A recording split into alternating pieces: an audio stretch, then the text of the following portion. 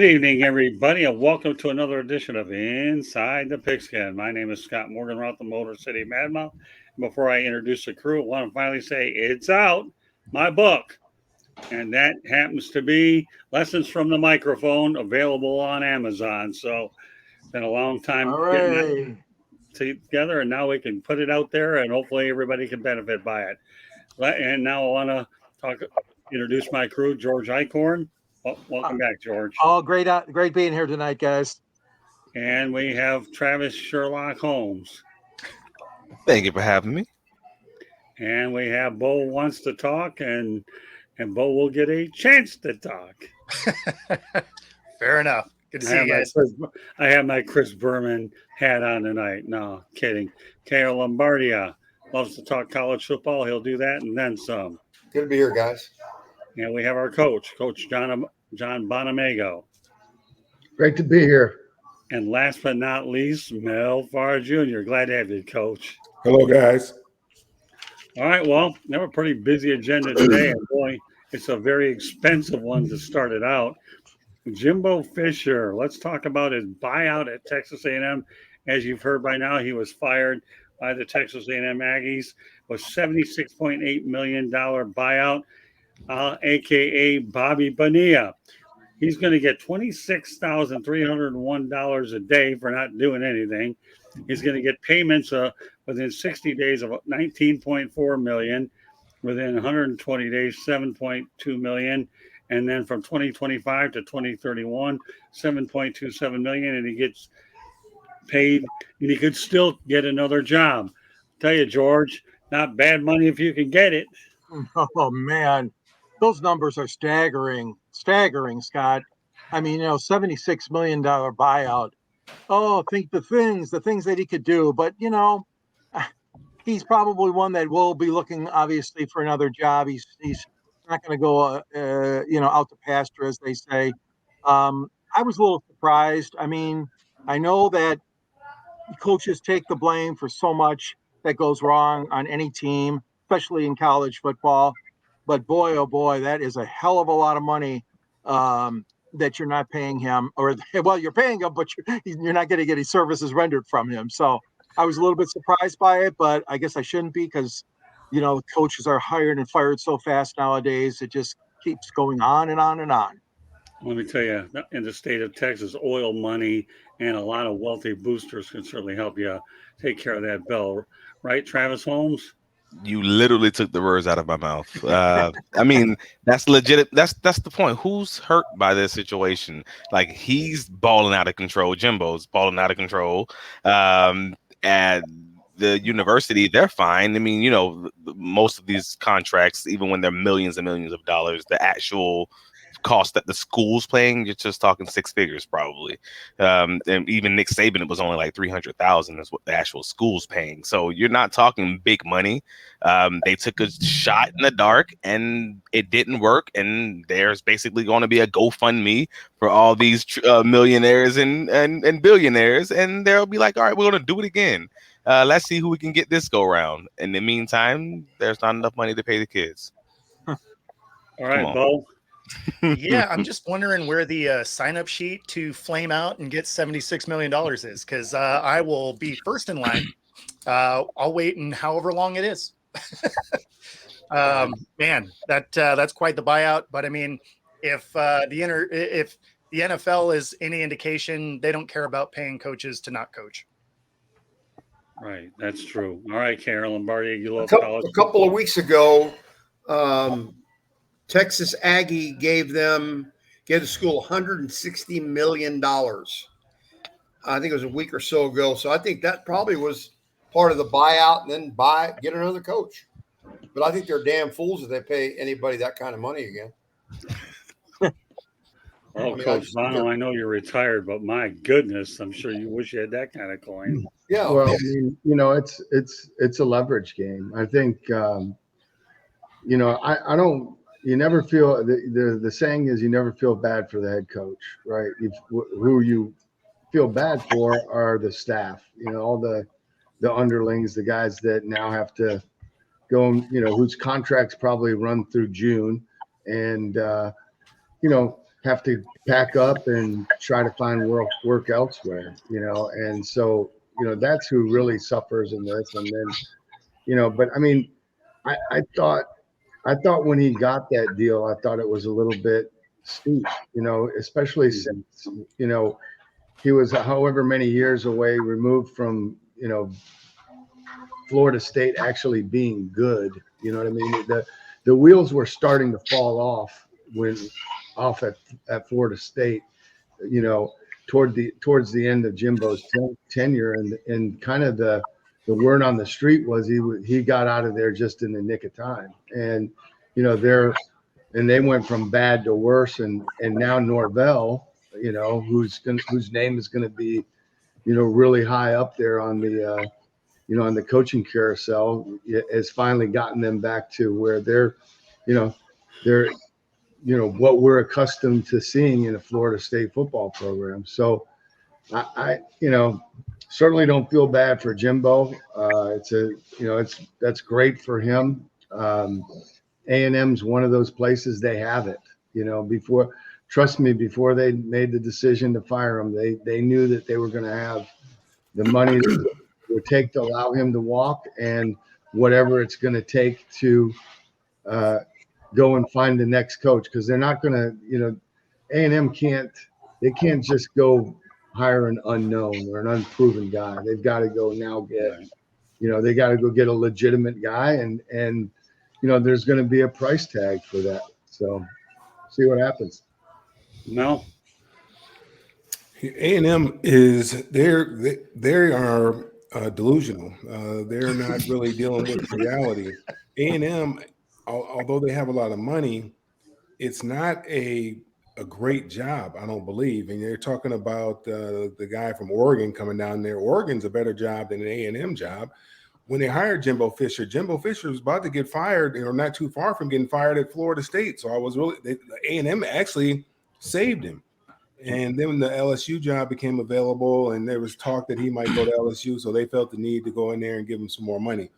This is the same college football that states that they don't have enough money to pay the student athletes out there. Just in 11 years, from 2010 to 2021, it's over $500 million that has been paid out to coaches who weren't coaching. This in 2022, it's going to be close to $150 million that's paid out. This is the NCAA that says they're broke and they can't pay the players. Jimbo Fisher's buyout is more than some Power 5 schools' entire athletic department budget. A&M, what bothers me is, yes, it is a state university. If it's a billionaire making these kind of mistakes, I really don't have a problem. But these are state schools making these types of mistakes, spending this type of money. I mean, it's an athletic director and a president, I guess, maybe the school, because I don't think the athletic director can do this unilaterally, just do this by himself, put that kind of money out there. But this is astronomical type of money. NFL coaches aren't getting this kind of money. But A&M, really, they need to look at themselves and understand that they're not that program. I can't remember where is A&M at? What part of Texas are they in? College Station. I don't know what kind of town 60 College miles Station north. is. But they haven't been relevant or won a national championship, I think, since the early 1900s. 1939. Early to mid 1900. When was it? 1939. Okay, Wow. there we go. The 1939. only national championship they ever won. Bear Bryant was there for a moment, with the Junction Boys or whatever it was. And, I don't know how good they were back then, but I mean, they're just not that program. They're kind of like Michigan State is to Michigan. They're just the little brother. So they need to have a reality check. There may be plenty of money there, but they don't have the type of money that Texas has, I don't believe. That obviously that Alabama has, and some of these other programs, Georgia.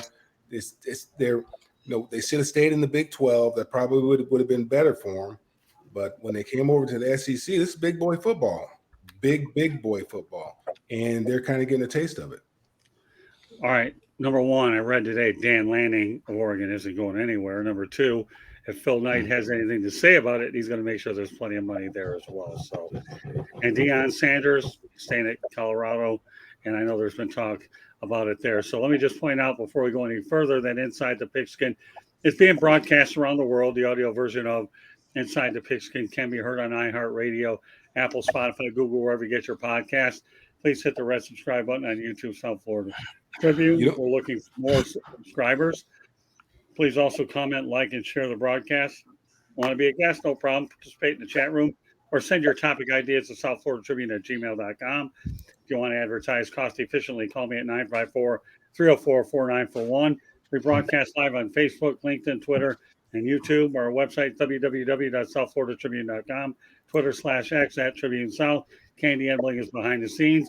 And as I showed to you, and it's also on my right screen, my book is Lessons from the Microphone, Tuning into Enduring Wisdom of Visionary Leaders, and you can get it on Kindle or Amazon. With that said, we go from Texas A&M to the University of Michigan, Jim Harbaugh. So my only question really here is, was due process served? He's serving a 3-game suspension but can coach at practice. Okay, George, you're the resident Detroiter. Well, was due process served? I don't think so. I guess the Big Ten is saying, well, here's what we had. We laid it out, and you were replying to it, which the university did. 10-page reply, I forget what it was, but then they came down with the punishment. There, as far as I know, there was no open hearings or anything like that. I just think it was I think it was very rushed. I really do. It reeks of trying to stymie, if that's a good word. I don't know, but maybe put the skids to Michigan's season. I'm not quite sure what the Big Ten hierarchy and some of his opposing coaches want to do here. The NCAA process takes, as we all know, a long time, and they're looking at this. But the Big Ten's insistence on stepping up and stepping in right away, to me, was a little bit bewildering. And as you guys know, Jim Harbaugh is going to be in the courtroom Friday, which is another silly thing. The judge says, "Oh yeah, come in on Friday." Well, excuse me, they got a game in Maryland the next day, and like they had a game in Penn State the next day, and it's just things like that are really goofy. But he could have made that hearing, is what I'm saying, a day earlier or something like that. But he says, "Okay, well, we'll come to my chamber on Friday." So we'll see what happens there. Quite frankly, I don't expect the judge, even though it's a quote unquote Michigan friendly kind of judge, maybe because he's in Washtenaw County. I don't think he's going to stop it. I really don't, but we'll see. But yeah, Scott, I think it was a little bit rushed. Okay, Travis. I mean, of course, due process was not, provided. I mean, that was never the point of this. It was, honestly, someone else. I think actually it might have been Babani Jones, formerly of ESPN, made a point that basically the NCAA and the Big Ten, they're like small town sheriffs. Like the big stuff is done now. Like the big investigations, the money and all of that. That's kind of, those investigations are out of, like, they don't happen anymore because of the NIL money. So now they got to find these other little small niche kind of things to make huge investigations out of, when in reality, some of these things that it's kind of a known that they're just happening all over the place, and they're just going to thump their chest and kind of do what they have to do. This was a known that they were going to get him on something this year. Like, it's been pretty obvious from the start. Like, you're talking back into last offseason. Like, this was a known that they were going to try to catch this man on something, whether it's the NCAA or the Big Ten. And the fact that this was rushed, it means pressure was coming from somewhere. And I can't say if it's the NCAA, I can't say, it's the partner schools, whatever it may be, but there was obviously pressure to, hey man, get him out the paint. So no, he didn't get the due process that he probably deserved, because frankly, they don't like him. That's really what it came down to. They just don't like him. Like he just rubs people the wrong way. Maybe like a Bill Belichick. Maybe like he just does things outside of the playbook technically, or outside of the rule book technically, but they're not. It's all this. Well, technically, I didn't break the law, officer, because the speed limit sign was up the street. Like those kind of weird little quirks. And it's just like, all right, man. We're gonna find a way to get you out of the paint on some, on something that's technically in the rules, but not exactly, whatever. And by the time it gets, litigated, we'll be way down the line. Okay, Bo. Yeah, I mean, obviously that he didn't get due process. They've had a witch head out for him all year, right? I mean, he got suspended earlier. There's been noise around the program all season. They were going to push something through no matter what. In a way, it actually kind of helps him because when he does the appeal, it's going to be obvious that they didn't do due process. So he's probably going to miss a game, maybe two. And, from there, he'll get to coach the rest of the season. He'll get to coach through the playoffs. I mean, ultimately, it's probably not going to matter, but he has a very grating personality. That's why he flames out everywhere he goes. It certainly isn't because he doesn't win, because he wins at every stop he's at. They just, wherever he is, they get tired of his personality. They force him out of the room. So I think that's essentially what the Big Ten is doing at this point. Like, it's not, the Niners or a school or something like that. It's an entire conference that's like, you should kick rocks. And so that's got to be a weird spot to be. But yeah, I mean, they were going to push it through no matter what. They are. I feel the same way, but I think it's they're rushing this. Did he know anything about it? He had to know about it. That low staff guy that wasn't at the game, he was scouting somebody else. It's pretty obvious. But you got to give him due process. And why do they have that? But I think you can get a judge to have an injunction. It's been done before, until they really go to have a real court hearing on this. I don't think the Big Ten could just snap at that on Friday. I would think that in Michigan somewhere, some judge would issue an injunction to let him coach. But I think they pulled the trigger too fast. Coach Bono. Yeah, I mean, a lot of great points. I look at it from the standpoint that when it comes to universities, the NCAA conferences, man, it's not the same due process that you get in a court of law. In this country where you're innocent until proven guilty. In university settings, especially when you deal with, you ask anybody that's dealt with any type of Title IX type of thing. I mean, you are guilty until proven innocent. I remember, when I was head coach at Central, we had a player that it was just an allegation, that something happened, and while they were investigating, I mean, the kid had to sit down, and missed 6 games, comes out at the end, he's innocent, but he doesn't get those games back, so definitely I think this is just a matter of, the league trying to suffice all the other members, right? I mean, everybody's screaming, everybody's up in arms. This thing was, it's unprecedented. So I think they're trying to suffice the rest of the members of the league. They need to set a precedent so that this doesn't, happen again, or nobody else gets an idea to do it. And unfortunately, it's the way it is. It's a messy, ugly situation, and I empathize with everybody involved. The other teams, Michigan. Jim, coach said, I mean, did he know what was going on? We don't know, but it's kind of hard to believe that he didn't suspect something was going on. So it's an ugly deal. Mel. This is not a court of law. I mean, what is due process? The NCAA investigating it and finding out stuff. I mean, they got information. I think it's all. This is much to do about nothing. To be honest with you, I mean, I think you still got to stop. You still got to stop the play, whatever it is, whether it's run or pass. If you know it's run or pass, you still got to stop whatever play that is. It's a slap on the wrist infraction. Hey, you got caught with your hand in the cookie jar.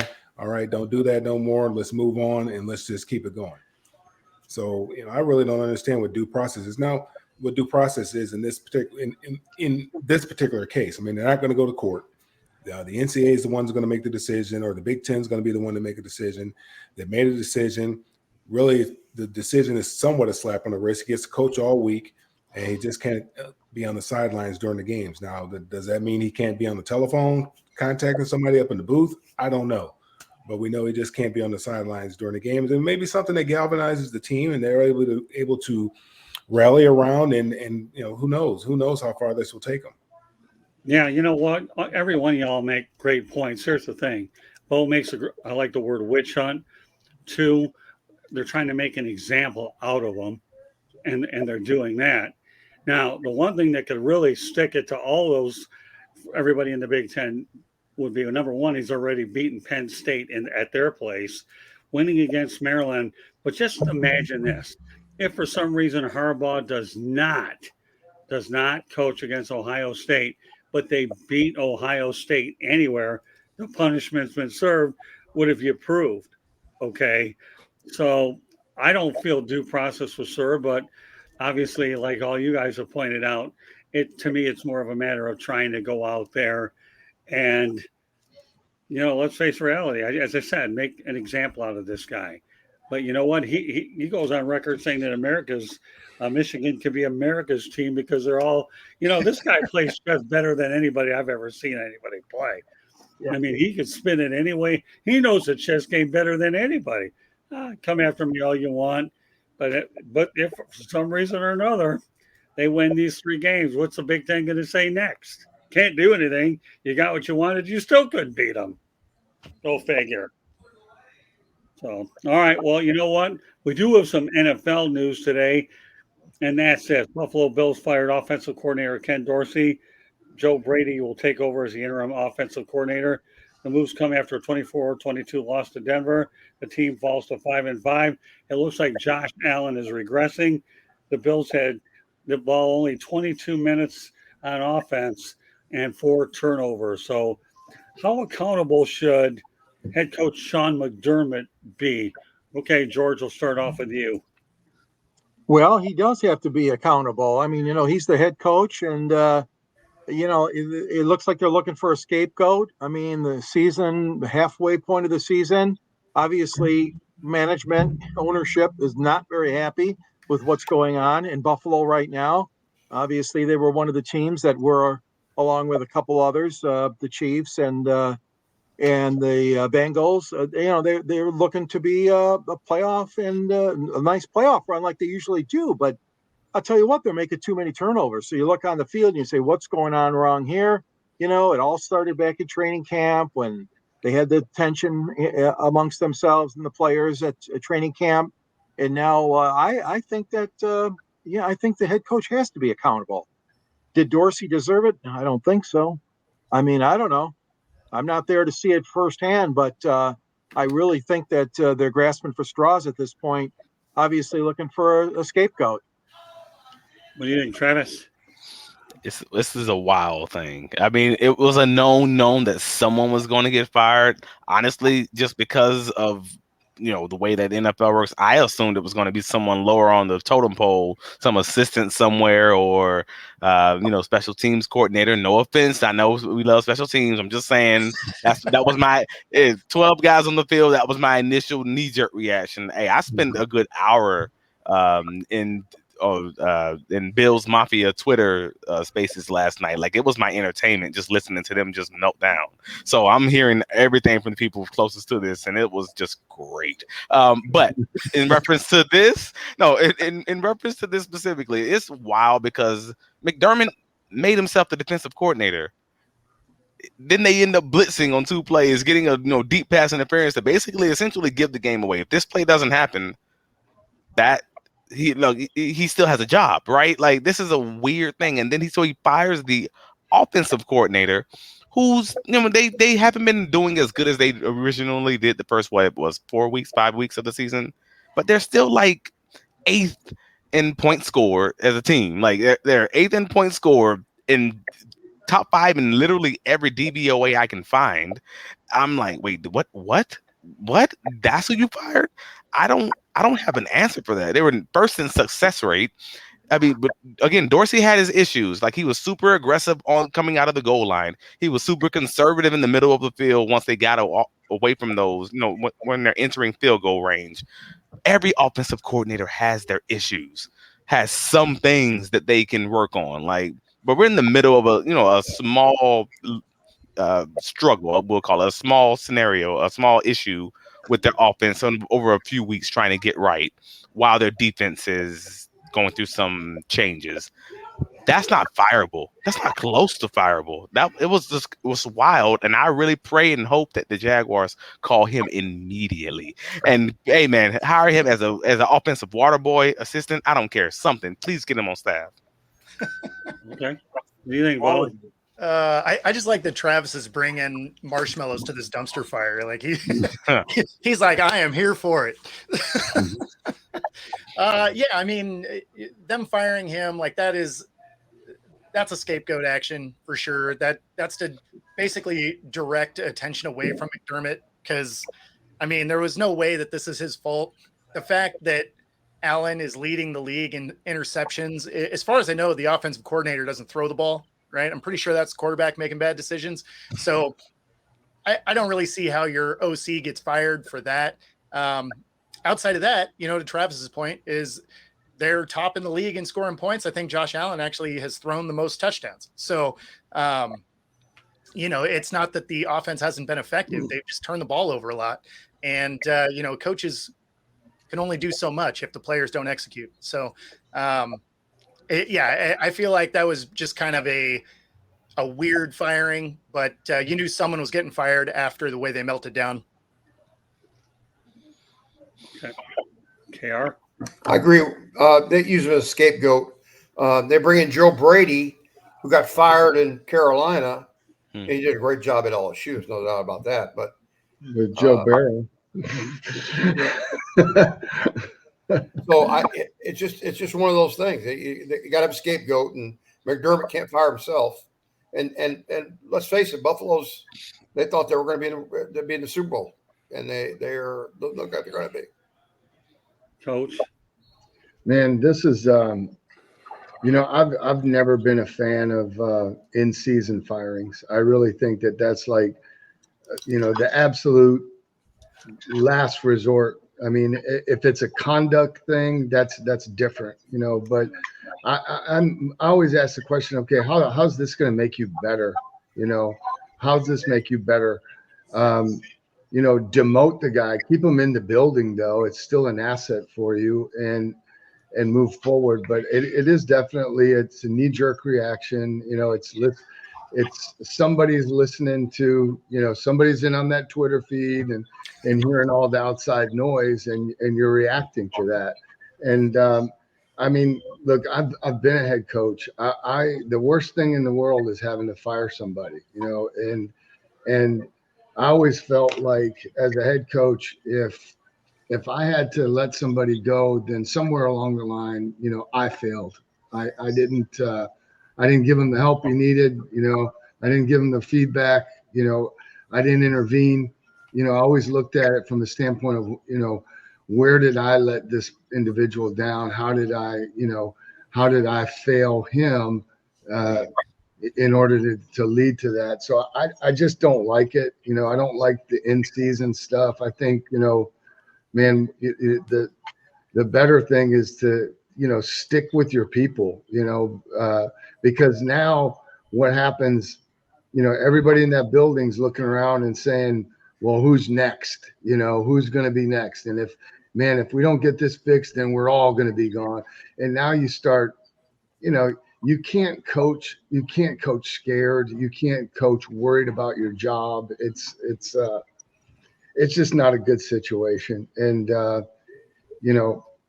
again, I'll reiterate, I'm digressing, but I hate in-season firings. I just don't believe in it fundamentally. It's okay. Good point. All right, Mel? Yeah, I was actually kind of surprised by it, to be honest with you. I guess I could see if it was a quarterback coach, somebody's a little bit closer to Josh that's really in his ear. I mean, I know the offensive coordinator and the quarterbacks should have a certain type of relationship.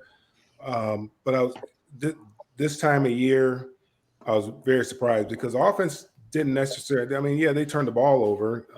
That doesn't really have a whole lot to do with coaching. Maybe interceptions do. Maybe the type of plays that they're running. Maybe they're trying to take too many deep shots. I don't really know. I didn't watch the entire game, but I know at the end that was a part of the defense was that field goal block team. I mean, that might be a special team, but that's generally the defensive unit that's out there, and that's the side of the ball that he controls. And how somebody can, how there can be an extra person out there. I mean, you rep these things so many times, and I think that even came after a timeout or some they called the timeout. Yeah, I mean, there was stoppage. How does that happen after? I don't understand that. I mean, you get 11 guys in the huddle on the sidelines, and make sure you're counting them up, and make sure you got 11, and those 11 go out there. If one extra one goes out there, there's a problem. So I mean, anybody deserves probably a plane ticket home would be that 12th person that was out there that cost them the game, because I don't think this happens if they don't get that second shot at that field goal from 5 yards closer. All right. I have a couple interesting points. Number one, Matthew Stafford equals gunslinger. Brett Favre equals gunslinger. Josh Allen equals gunslinger. When you throw a lot of passes, you're going to get a lot of touchdowns. You're going to get a lot of interceptions, period. Now, you want to talk about one of the most interesting firings I've ever seen. George knows it as well as I do. Rod Marinelli decides to let Mike Martz go. Okay, so Black Monday produced an offensive coordinator firing Mike Martz. What happens? The Lions go 0-16. Go figure. Oh, yeah. So Exactly. we'll leave it at that. All right, so now we're bringing this segment back. Everybody's game of the week. All right, George Eichhorn, lead off. Oh my gosh, where do we start? There's so many good ones. You only need one, pal. We don't have that much time. I know. Well, I'm going to take San Francisco. I did not expect them to blow out Jacksonville. The Jaguars are obviously hurting. The offensive line is not as good as it should be. They're just not looking as good and sharp as they should have. San Francisco, meanwhile, Brock Purdy had a hell of a game. I know a lot of people were concerned about him the last several weeks with the losses piling up, but San Francisco had a hell of a boost by blowing out Jacksonville. And the fact of the matter is that we got a lot of interesting scenarios too, because then there was that other team that lost, but I won't mention that because I don't want to take it from anybody else. So that's my game of the week. San Fran handling Jacksonville so handily. Yeah. Let me add one point to it before I turn it over to Mr. Jacksonville, okay? And that's it. The Jacksonville here, Jaguars can win in London, okay, and they win on the road, but they can't win in 904. So go figure. Home is not. That's because it's a away game for them. Exactly. You took the words out of my mouth, Bo. Home is not sweet home for the Jaguars. All right, Mr. Jaguar, take over. Man, it's beneficial at this point that we probably won't have home field advantage to the playoffs. You know what? Because we're undefeated on the road, so I'll take it at this point. It is what it is. I'm gonna find the positive in this. You're not gonna ruin my joy. Sunday was rough enough. So yeah, I wanted to say, I wanted to plead the fifth on this question, just because I can't have a good answer. Well, that really doesn't surprise me. You of all people. Yeah, because I was so ready for this Jaguars 49ers game, and that just ruined my weekend. You give me your game of the week because you're pleading the fifth on this Lord. I'm probably going to Broncos Bills just because it did not go as I expected at all. And honestly, we've been laughing at the Broncos all year, and they've somehow duct taped and stapled and just Legoed, whatever you want to call it. They just built a last few games that have you looking at them like, okay, this is looking like an actual team right now. Like, you guys beat the Chiefs, and then they turn around and beat the Bills, and we're like, all right, you guys are doing something now. Russell Wilson, the stats don't show they look great, but looking at the game, the man made some incredible young Russell Wilson type plays, and I'm like, all right, this is something. This is dope. I don't know if you can keep this going, but this is now going to be a 500 above 500 team. That's a scrappy little bunch, like a I don't know, a Mike Tomlin or a well coached team almost. You would not have said this the first few weeks of the season. There's just no way, especially after getting demolished by the Miami Dolphins. Earlier in the year, and they put it together. So hey, man, kudos. Okay, Bo. Yeah, I mean, I'm gonna go with the Texans and the Bengals. That was a fun game to watch. CJ Stroud still showing out, and this is a scrappy Texas team that, man, they're ahead of schedule. I'll put it. And I really like what CJ Stroud is bringing. He was the guy that I thought should have gone number 1 overall instead of Bryce. And I would imagine the Panthers are probably wishing they would have went that route too. But yeah, that was my game of the week for sure. That one was fun to watch all the way through. All right, KR. I don't really have a game of the week because nothing in pros surprised me anymore. But the game the guy that surprises me, and you got to give him kudos, is Josh Dobbs for the Vikings. Okay. When he leaves, he's there 4 days. He takes them to a win. Then they come back again and win again. He has adapted like he's been playing there for 3 years. Yes. And I never was a Josh Dobbs fan because I'm a mechanics guy, and I think his throwing mechanics and Coach Bono would put, that's my coach in me, and I was a quarterback coach, is that he looks slow, but he gets the job done. And I understand his IQ is off the charts. I read that somewhere where his IQ is just off the charts. And he picked up the playbook like immediately. And, playbooks in the pros are not like high school or college. You actually call a paragraph when you call the play. And what he's done is amazing. I think it's just absolutely amazing to do that in 2 weeks. Well, that's a fair. I like that. Okay, Coach Bono. Man, we've had some good takes. And I knew there would be, and that's why I'm going off the reservation today. And my game of the week was Chicago and Carolina because it was so bad. You're not wrong. It was like watching, it was like watching a train wreck. You're going to sit there and watch it, even though you know it's a tragedy. I mean, I think, there wasn't an offensive touchdown scored until like the fourth quarter. I mean, there was other touchdowns, a punt return. Other than that, it was turnovers, field goals, and punts.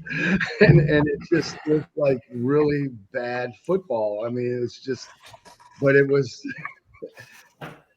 entertaining to watch because it was so bad, and it was a Thursday night, and it was Monday night, and it's NFL football. So what else? And that's it. You know what that game reminded me of?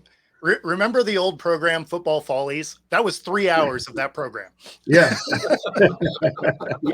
Coach, I tell you always come up with a good one every show. Boy, you really threw a curveball at us. And we're not even doing baseball tonight. Good stuff. All right, Mel. Yeah, I think my game would be the Lions in San Diego, or excuse me, the Chargers. And, this weekend there was a lot of good games, to be honest with you, because there was a lot of closely contested games. There were 6 games with walk-off field goals. I mean, so there's a lot of good games that, kept you on the edge of your seat to the end of the game. But, I like what the Lions did. I like what they're doing. They went out there to a team that, a lot of people feel is a very good team, that they feel they have a very good quarterback, and they did what they needed to do to get a win. And I think that was impressive. I mean, they drove down there, were able to get in field goal range, and the guy gets out there and he drills it, and they get on out of there, and they head back to Detroit with a W. So that was my game. Well, man, you know what I liked about the finish of that game, Mel, was the decision Dan Campbell made, which was very gutsy, was to go for it on fourth down when they were in field goal range, just to keep running the clock. I mean, that was a strategic move. I don't know who's in his ear of the analytics, but you got to figure Herbert's on the other side. You don't want to leave. You don't want to give the ball. You don't want to end the game with the ball in his hands, just like you wouldn't want to end the game back in the day with with Brady having the ball or Aaron Rodgers having the ball. So I thought that was a ballsy move. It paid off for them, and they get a win on the road. It was great. So, Coach, where'd you get the word ballsy from? A guy by the name of Jared Goff? Okay. That's what he said. Okay, I know you're doing your homework on this. You've really come a long way as a I commentator. use that all the time. That's all right. And let me point out, Coach, I want to elaborate on what you just said here. Number one, okay, the Chargers had scored 5 straight times is what they had done. And I think they would have gone 6 if Campbell doesn't make that move. He really doesn't. And bear in mind, Campbell missed a 4th and 2 earlier in the red zone as well. But he made up for it in the end, and they got the W. Well, you know what? My game of the week isn't in pros, it's in college. And I'm going to be biased toward my Miami Hurricanes, right? 14-point underdogs going into the game, right? We have a freshman quarterback by the name of Emory Williams. Unfortunately, the kid gets hurt at the very end of the game, and we have to bring in Tyler Van Dyke. But I miss Emory Williams. He says to reporter, great question. How do you not root for a guy like this? But Scott, really, what is his injury? Do you know? I think it's a forearm injury is what it is. So the way he came down on that arm. He's out for the year. I know that. Yeah. But here's the thing about that game that was interesting. I was only hoping that the Hurricanes would at least stay competitive in this game. They were 14-point underdogs. And not only were they competitive, they had a chance to win this thing, even though I had a gut feeling that they would lose. But here's my biggest takeaway from this Florida State Miami. It's the first time I've ever been to Bobby Bowden Field at Doak Campbell Stadium. And if you've never been to a Florida State Seminoles game, you got to go. I mean, you talk about the way those fans are rabid. It's just something you have to do. And my walk from the media parking garage all the way to the stadium was one which I could have used a heating pad the next day because I'm a little bit out of shape for this kind of a walk. But meanwhile, if that wasn't interesting, how about the walk from the press box all the way down to the field, leaving the stadium and getting to the other side of the building just to get into the visitors, media room. So, but you know what? I got to tell you, it's a bucket list item. I hope to go there probably in 2 years, but the only thing I have some good advice for myself. I better drop 20 or 30 pounds if I'm going to see the end of this thing. Because I'll tell you one thing, when I told my wife that I'm punished, she believed me because she had a lot of work to do. You've looked at our posts on Facebook, check them out. So, you know what? Kudos to the Canes. We have Louisville this Saturday, and then we end up with Boston College. We're 6-4. Another win or 2 would be nice, but the plan is at least get to a bowl game built off of what Mario Cristobal is doing. All right, our next segment, what team needs to be fixed? All right, George Eichhorn. Well, the team I'm going to pick that needs to be fixed is a team near and, well, maybe not so dear and near to Mel Farr's heart, but the Atlanta Falcons. Again, now they're sitting at 4-6, third in the NFC South, and they just continue to have problems trying to straighten this team out and put it on a winning way. If you're going to do something at all, I mean, you're going to have to do something dramatic. I mean, bring in a new coach, bring in a new general manager. All that stuff hasn't worked. I mean, they got a good draft choice in Bijan, and obviously they have made some progress, but boy, oh boy, they're continual in this sort of meddling area of the standings. And the Falcons are, like I said, 4-6 now. I don't have a magic wand to wave. I mean, you're going to have to get help in all areas. But what about the rumor that I heard is that how about bringing in somebody like Belichick from New England and let him run the show down in Atlanta? I don't know if it would happen. I don't know if it's worth it, but that's something to keep in mind if you want to do something really dramatic. But my choice, Scott, would be the Falcons. They need to do something. Okay, Travis. All right, Candy Evelyn's going to chime in on that injury. Here's what the injury is. Emory Williams suffered a compound fracture to his left non-throwing arm. There you go. So there's your injury, KR. Thanks, Candy. Yeah, I hadn't heard anything on anywhere other than he hurt his arm. Okay. All right, Travis. Well, I mean, you know me already, so hey, I'm going to keep it on the home team, Jacksonville Jaguars. We need to be fixed because the offense has not been what it was sold to be entering this season. It just has not. And everybody's going to say the scapegoat is, offensive coordinator Press Taylor, because Doug Peterson is not calling the plays this year. And that may be the case. Honestly, we're hearing rumblings under the, not publicly spoken, that there will be changes this week. So we'll see how the Jaguars offense is going to look. If there will be any significant changes, apparently there was some conversation between the owner and, the coaching staff. So maybe it's just some pressure. They could be switching over the playbook. Maybe they'll be doing the whole first half, second half split like they did last year. Or maybe Doug Peterson may actually take over play calling. Who knows? We'll kind of see how that kind of goes. But it's going to be interesting because they've struggled with dealing with not having Zay Jones. He's only played in two full games this season, and he's their third receiver, but they're a 3-receiver bunch. Like they don't work the same without that third guy. So to fix it, I'm hoping and praying it's going to be Doug Peterson calling plays. Let's start there. And next year getting a new center, because a Jaguar center is terrible. Luke Fortner, no one talks about it unless you watch the Jaguars closely.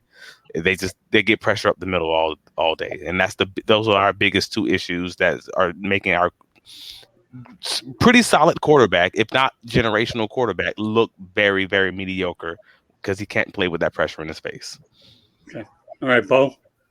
Yeah, I mean, for me, it's got to be the Bills, right? This was supposed to be maybe their last year in their Super Bowl window, because they had a lot of contracts that are coming up next year. So I really thought that this was going to be that last push to make it happen.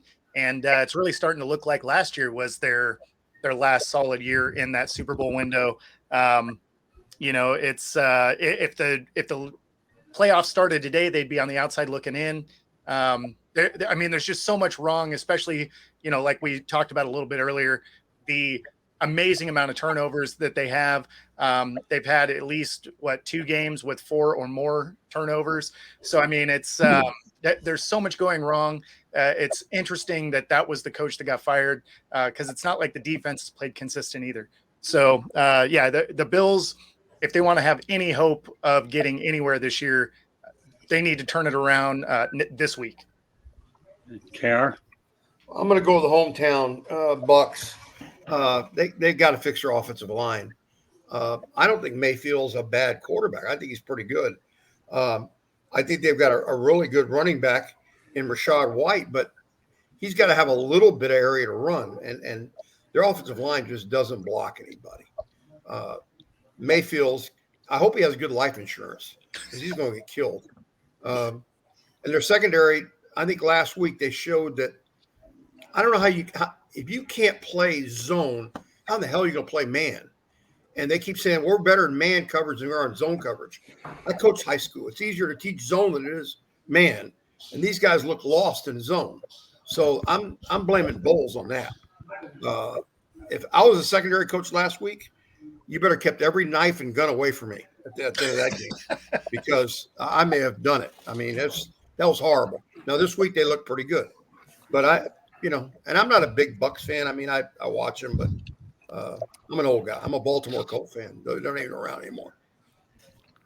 Hey, KR, you just said something incredible. I'm sorry. Yeah, you just said Baker Mayfield may be a good quarterback. He's not a bad quarterback. I don't think. Those are famous last words of every end stage on their deathbed team, whether it's the Browns, Rams, Bucks, etc. I think it's great. Travis, if he couldn't run, he'd get killed. He's running. Point. He's taking 3. He's in gun. He's in spread. He takes 2 steps. And if Brady was back there, he'd be in the hospital. Oh yeah, we agree. Okay, Coach. I'm going with Bo. I think the Bills. They got issues. I look at it. It hasn't been talked about enough, but they've got big issues in the kicking game. They give up a lot of return yards. They had the issue with the 12 on the field, cost them the game. But, there were several plays in that game. Denver had great field position all day long because of kickoff returns and the punt return games. And then, if you can't cover, and you're playing for it, you got to be able to cover kicks in this league or you're doomed. Okay. All right, Mel.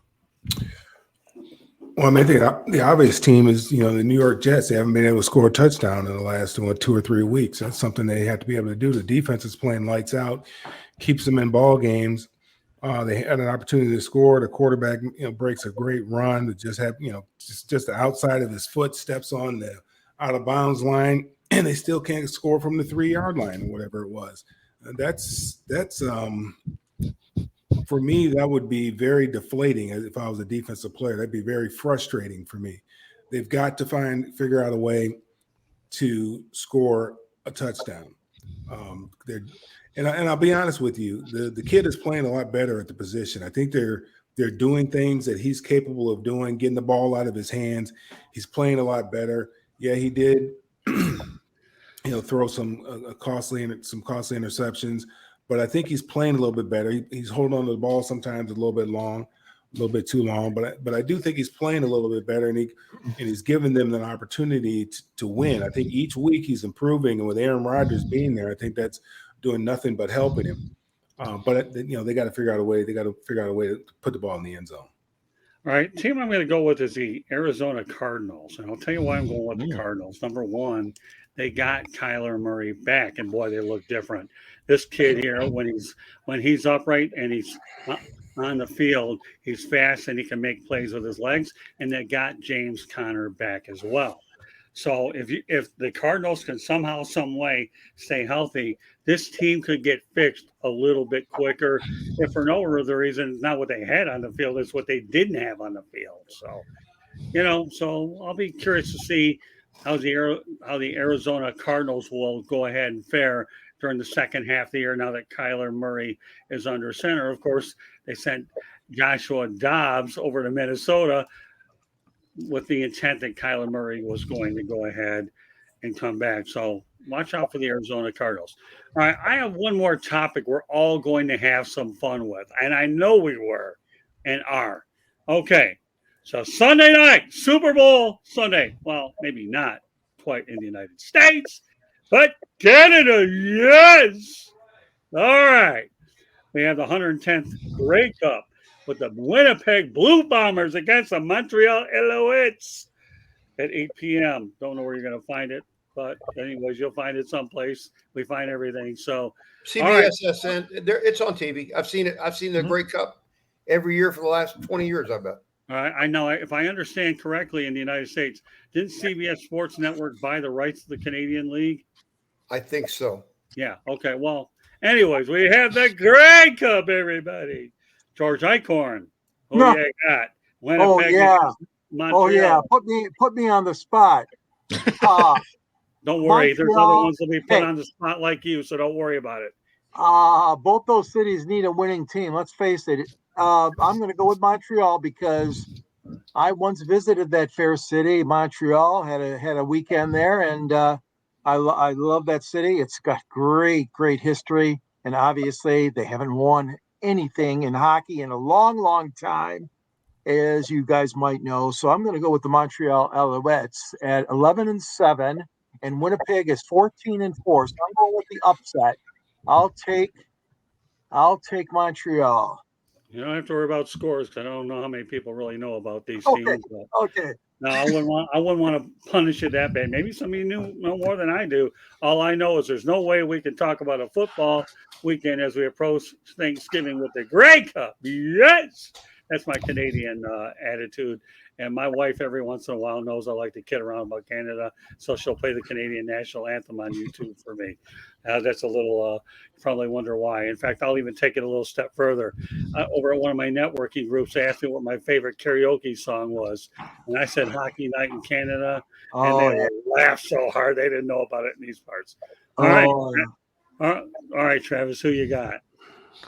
This is a hard one. Seeing Well, as sure. I don't. You don't know about the league, so take a guess, and you can't go It's wrong. Well, no. 50-50. It's not that I don't know about the league. I Mhm. don't watch it a lot of it though. That's the difference. But no, Well, you're because better than again, I am, then. we had Nathan Wark on the Jaguars last year. Oh, this year. okay. Sorry. So I kind of have to at least know some CFL. So, and there is no real Nathan Wark in this game. I'm probably going to go with Winnipeg because I'm a defensive guy, and they have the better defense. And at the end of the day, that's where I'm going to lean. I lean to what I know. So Winnipeg, well, they have the best record, but they have the best defense. They are the hard hitting, dominant defense. So I'm going that route. But no matter who wins, America wins because we don't have to watch this game. Wow. That may be the one. Tell me how you Very really terrible. feel. It's fun to watch. 12 guys on the field. You can't even see the whole field on TV. leave it. It's so big. Leave it to Travis. Come up with a Travis Holmes Izzo. That's why we call him Sherlock is his middle name. Okay. It's a good thing Canadians are friendly.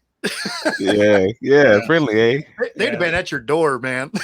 Well, hey, don't worry, Bo. I got a story that'll He top. doesn't everything have to else. worry I might- about them having any guns, though. Yeah, that's right. True. Whoa, this is fun. I knew this would be a fun topic. All right, Bo. Yeah, so I'm going to go with Winnipeg also. You know, I am also a defensive guy. I like a hard-hitting defense.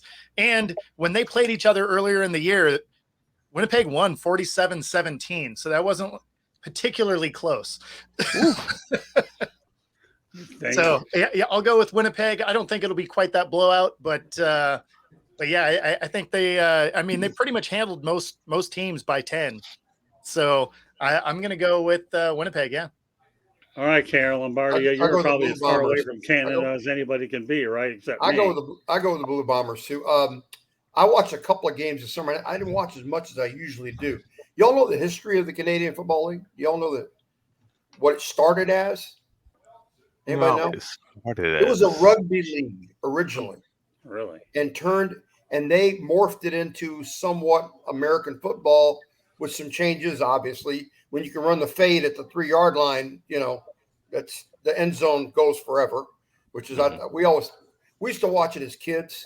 It used to be on channel 38 for you maybe people that no, nobody's from Tampa, but it was fun to watch. 12 guys going in motion towards the line of scrimmage. It's crazy. It's a crazy game, and it's fun to watch if you like offense. Well, you know what? If we ever have a Canadian Football League guest on KR, I promise you'll be on that show. Okay. Well, because Jackie Parker, one of the greatest Mississippi State football players of all time, is in their Hall of Fame. So, well, you seem to find a way to talk yourself on a lot of shows, but you don't have to worry about talking yourself on a Canadian Football League show. You've already sold 6 other. I don't get to watch it enough, though. I really don't watch it. No, but you know more than a lot of us do. Although I have a history with that league, which I'll get to when I get to my turn. Good. All right, Coach Bono. Well, the Bills thought they were in the CFL and they could have won the game on. I'm going to go with Winnipeg as well. And I'm going to say I'm just listening to everybody else because I have not watched a single game in the CFL, nor have I followed any stats. And it's not anything against the league. It's just I have a hard enough time keeping up with all the college football I want to watch in the NFL. So Winnipeg. All right. What about you, Mel? Yeah, I'm gonna go with Let's see. I'm gonna go with Montreal. Why not? Okay. This is above my pay grades, outside my pay grade. And so I haven't watched a single snap of and it's nothing against the football or anything like that. It's just, you know, I have a life too, and have other things that I like to do. All right. Well, you know what? Now it's time for me to do a little storytelling here. Number one, way back in the day when I was writing for the Detroit Sports Broadcast Association newsletter, the Montreal fans didn't particularly like me because I let them have it because they were booing our national anthem. So I was public enemy number one, and the word death threats were a reality. Okay. And number two, the Montreal Canadiens don't like me because I really called them 2 M words, although they're not swear words, but in their eyes they were. But the way things get picked up on Google, I'm leaving it alone. So since the Montreal Canadiens, well, heck, I'll put out there Montreal morons. All right, so it'll pick up when you're booing our national anthem. That was my answer to it. And boy, I'll tell you, I wrote 2 stories on it. And I don't think the Detroit Sports Broadcasters Association ever got so many hits. And George had to take that story down the first time. He thought I was going to get killed. So Yeah. Bighorn, I write another one. Yeah. So Yeah. I made him put that one up. So, Right. but the Montreal Canadiens haven't won anything since 1993. So, you know what? You're never going to let me live it down for Montreal morons, but for some reason, I must be a moron anyways, because for some reason or another, I'm giving you the nod. I believe you guys are going to win. So I'm not retagging the show the moron, because who knows, we probably get our bitch share anyways. But all right, Montreal, let's see if you can at least get that title. We don't know when you're going to get Major League Baseball back, but maybe you'll have a championship somewhere along the Isn't line. this game a week early? They usually play it on Thanksgiving weekend, I think. On Sunday, I thought. Mm-hmm. It's a little early. Sometimes it's been the Sunday before Thanksgiving. Yeah. Yeah. Yeah, I think it is. So, yeah, Montreal fans, if any of y'all are listening, I'm pulling for the Alouettes. Okay. And I'll see what happens when I go. I'm not putting those other stuff as hashtags, or I'll be crucified until I'm 90, although I'm thankful if I can. I live it one day at a time. And as Morris would say, Morris had 9 lives. I have to make the most of the one that I have. So go Alouettes! All right. With that said, it's time here in the broadcast to let everybody know how they can get a hold of you. All right, George, lead off. Yep. Scott's got a book out. Congratulations, Scott, on yours. And this is a copy of mine, Detroit Sports Broadcasters on the Air. And you'll be glad to know I don't have anything in here about Canadian football. However, as Scott remembers, there were a lot of rumors back in the day that they might play at Tiger Stadium, the move or grant Detroit a franchise when they were thinking about expanding to the United States. And it never happened. But you can reach me at Yahoo at gicorn@yahoo.com. You can find me on the South Florida Network and the Motor City Tribune area, where I'm a writer along with Scott and Jeremy, a lot of other people. And you can also reach me on Twitter at SanGSports99. Great to be part of this show, as well as the baseball show and Sports Exchange and Pundits Pundit. Have a good one. All right, Travis, you're up. You can find me on all the socials, Travis D. Holmes. You can find me here every week on Inside the Pigskin as a panelist. You can also find me on the Duval Dive, as you see here in the background, the Jacksonville Jaguars podcast. That's every Friday at 11 a.m., wherever you get your podcasts. You can also find my writings for covering the Jacksonville Jaguars at bigcatcountry.com. And I'm a football analyst with A7BN Sports. Also, sorry for all the shame to my CFL folks. Shout out to my guy Tony Jones. He's a linebacker over at Edmonton. That's the real reason I watch the CFL, just to watch my guy when he gets his playing time. And I appreciate you having me as always. I look forward to seeing you guys next week. Well, you will. Don't worry. And by the way, you and Carol Lombardi will both be on a CFL show should we find a way and the material to put it together. You just drafted yourself for that, Travis Boy. As Gomer Pyle would say, hey, go away. Hey, calm down. I don't love the game. I just support my people. Well, that's good enough. You'll support them when we do it again. Now, another thing I should point out too, though, one of the first shows that we had on our network was with a psychologist by the name of Frank Lodato, a sports psychologist. He was one of the first shows I did on our network. All right, Bo, go ahead.